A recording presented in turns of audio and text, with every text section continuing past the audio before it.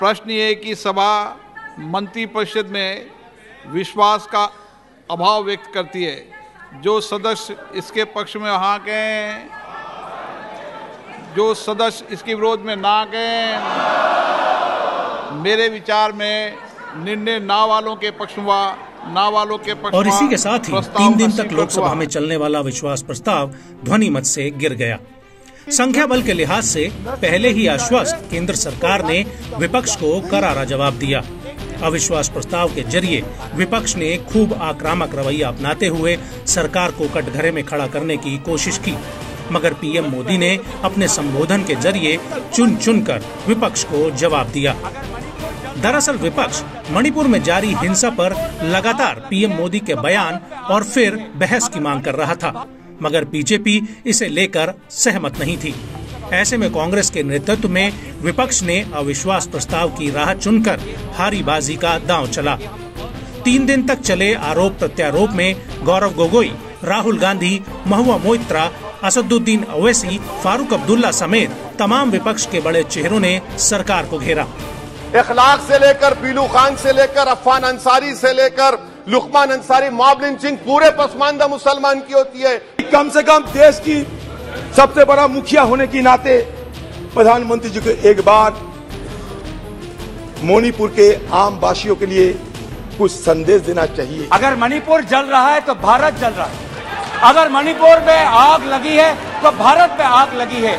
इसके जवाब में सरकार की ओर से अमित शाह, स्मृति ईरानी, निर्मला सीतारमण और निशिकांत दुबे समेत कई सांसदों ने मोर्चा संभाला। आखिर में पीएम ने अविश्वास प्रस्ताव पर अब तक का रिकॉर्ड सबसे लंबा 2 घंटे 13 मिनट का भाषण दिया। विपक्ष को दिए जवाब में पीएम ने हर एक पहलू पर मुखरता से अपनी बात देशवासियों तक पहुंचाई। कि आखिर आपकी मजबूरी क्या है? क्यों अधीर बाबू को दरकिनारे कर दिया गया? पता नहीं, कलकत्ता से कोई फोन आया हो। अविश्वास प्रस्ताव पर गौरव गोगोई ने शुरुआत करते हुए केंद्र सरकार पर जबरदस्त हमला बोला। अगर मणिपुर जल रहा है तो भारत जल रहा है, अगर मणिपुर में आग लगी है तो भारत में आग लगी है, अगर मणिपुर विभाजित हुआ है तो भारत विभाजित हुआ है। प्रधानमंत्री महोदय ने एक मौन व्रत लिया कि सदन में ना लोकसभा में कुछ बोलेंगे, ना राज्यसभा में कुछ बोलेंगे, और इसीलिए अध्यक्ष महोदय ये नौबत आनी पड़ी कि हम अविश्वास प्रस्ताव के द्वारा प्रधानमंत्री मोदी जी का मौन व्रत हम तोड़ना चाहते हैं। इस पर निशिकांत दुबे ने कड़ा प्रहार करते हुए कांग्रेस समेत विपक्ष पर तीखा तंज कसा। लेकिन यह अविश्वास प्रस्ताव आया सर, लेकिन यह अविश्वास प्रस्ताव आया। अविश्वास प्रस्ताव किस लिए आया? यहाँ सोनिया जी बैठी हुई हैं। सोनिया जी का मैं बड़ा सम्मान करता हूं सर। सोनिया जी, मुझे जो लगता है कि उनके पार्टी की उनकी 2 मनस्थिति है। वो एक हिंदू सभ्यता संस्कृति में बिलीव कर रही हैं, इसीलिए अलौकिका पंडिता की तरह जो पूरा किताब में लिखा हुआ है कि क्या क्या करना चाहिए एक भारतीय नारी को, उसका पूरा का पूरा पिक्चर सोनिया जी देती है। उनको 2 काम करना है, बेटे को सेट करना है और दामाद को भेंट करना है।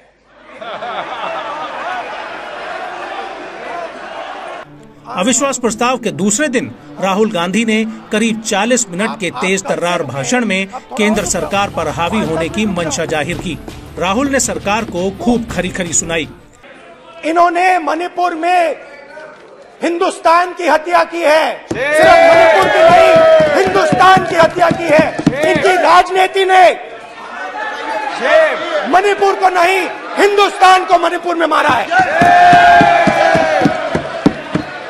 हिंदुस्तान को कत्ल किया है, हिंदुस्तान का मर्डर किया है मणिपुर में। जिसके जवाब में राहुल की प्रतिद्वंदी अमेठी से सांसद स्मृति ईरानी ने मोर्चा संभालते हुए करारा जवाब देकर विपक्ष को बैकफुट पर धकेल दिया। हिम्मत है गांधी खानदान में तो इस सदन में और इस देश को बताए, जिस प्रकार का आक्रामक बर्ताव आज देखा गया उसका मैं खंडन करती हूं। पहली बार राष्ट्र के इतिहास में भारत मां की की बात की और कांग्रेस पार्टी यहां पर तालियां बजाती रही। टीएमसी की फायर ब्रांड सांसद महुआ मोइत्रा और एआईएमआईएम सांसद ओवैसी ने सरकार पर निशाना साधते हुए कई सवाल किए। 50 panchayats in 3 districts of BJP ruled Haryana issuing letters forbidding Muslim traders entering the state fills us with shame। नफरतों की जंग ने अब देखो क्या क्या हो गया। सब्जियां हिंदू हुई, बकरा मुसलमान हो गया। No, madam. You are creating it in every state. No, we are not, 1 minute, we are not going to be bullied. One crony capitalist is not going to make a monkey out of India's regulators and equity markets while we watch. Mamta Di is not scared. Mr. Stalin is not scared. Akhilesh Ji is not scared. Rahul Gandhi is not scared. A 37% vote share party can only prevail if the rest of us 63% are shared, and we are not. This time we will take you on and we will win. Sir, Assam rifle के ऊपर case book हो जाता है, FIR हो जाता है। क्या हो रहा है वहां पर? कहां गया आपका कॉन्शियंस, कहां गया आपका जमीर जब वहां की महिलाओं की अस्मत रेजी की जा रही है? और आप मुख्यमंत्री को नहीं हटाना चाहते इसलिए क्योंकि वो कोऑपरेट कर रहा है। सर, मैं हरियाणा और मणिपुर के वजीर आला के लिए किसी शायर ने अच्छा कहा था कि कुर्सी है तुम्हारा ये जनाजा तो नहीं, कुछ कर नहीं सकते तो उतर क्यों नहीं जाते। गृह मंत्री अमित शाह ने पूरी बहस के दौरान संसद में मौजूद रहकर विपक्ष के सभी आरोपों को गंभीरता से सुना।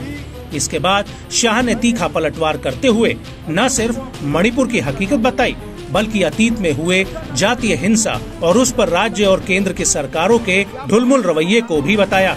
साथ ही मणिपुर का सीएम न बदलने पर भी बड़ा खुलासा किया। ये परिस्थिति जन्य नस्लीय हिंसा है, इसको राजनीति का मुद्दा नहीं बनाना चाहिए। और मान्यवर 3, 4, 5 मैं पूरे देश को बताना चाहता हूं, इस देश के प्रधानमंत्री ने रात को 4 बजे भी मुझे फोन किया है और दूसरे दिन 6:30 बजे मुझे फोन से उठाया भी इस देश के प्रधानमंत्री ने। और ये कह रहे हैं मोदी जी ध्यान नहीं रख रहे।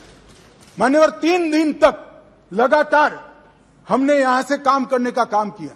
16 वीडियो कॉन्फ्रेंस करी, 36,000 लोग सिक्योरिटी फोर्सेस सीएपीएफ के वहां पहुंचाए, वायुसेना के विमानों का उपयोग किया, चीफ सेक्रेटरी बदल दिया गया, डीजीपी बदल दिया गया, सुरक्षा एडवाइजर भेज दिया गया, चीफ सेक्रेटरी भारत सरकार ने भेजा, डीजीपी भारत सरकार ने भेजा, सुरक्षा एडवाइजर भारत सरकार। और ये कहते हैं 356 क्यों ना लगाया? 356 तब लगती है जब हिंसा के समय राज्य सरकार कोऑपरेट न करे। हमने डीजीपी बदल दिया, उन्होंने भारत सरकार के डीजीपी को स्वीकार कर लिया। हमने चीफ सेक्रेटरी बदल दिया, उन्होंने भारत सरकार के चीफ सेक्रेटरी भेजे हुए चीफ सेक्रेटरी को। मैं यही कह रहा हूं, समझ न हो तो नहीं आएगी भी। सीएम तब बदलना पड़ता है जब कोऑपरेट न करे।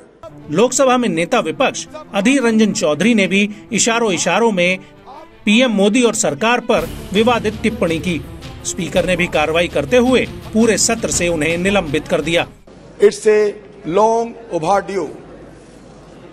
It's a long tradition which has been persuading because we are also following the same path of parliamentary democracy in our country. In the year 1963, first no confidence motion was moved against Prime Minister Pandit Jawaharlal Nehru ji. Since then, 28 no confidence motion has been moved in this parliament. Barring the 3 confidence motions, all the no confidence motions were destined to be defeated. आखिर में PM Modi ने विपक्ष के हमलों का अपने चिर परिचित अंदाज में जवाब देना शुरू किया। पीएम ने विपक्ष से लेकर कांग्रेस और मणिपुर मुद्दे पर देशवासियों को विश्वास दिलाया। विपक्ष ने भी पीएम के भाषण के बीच वॉकआउट कर अपनी असहमति दिखाई, जिस पर पीएम ने खूब तंज कसा। जी पता नहीं मुझे क्या हो गया है, सत्ता के बिना ऐसा हाल किसी का हो जाता है।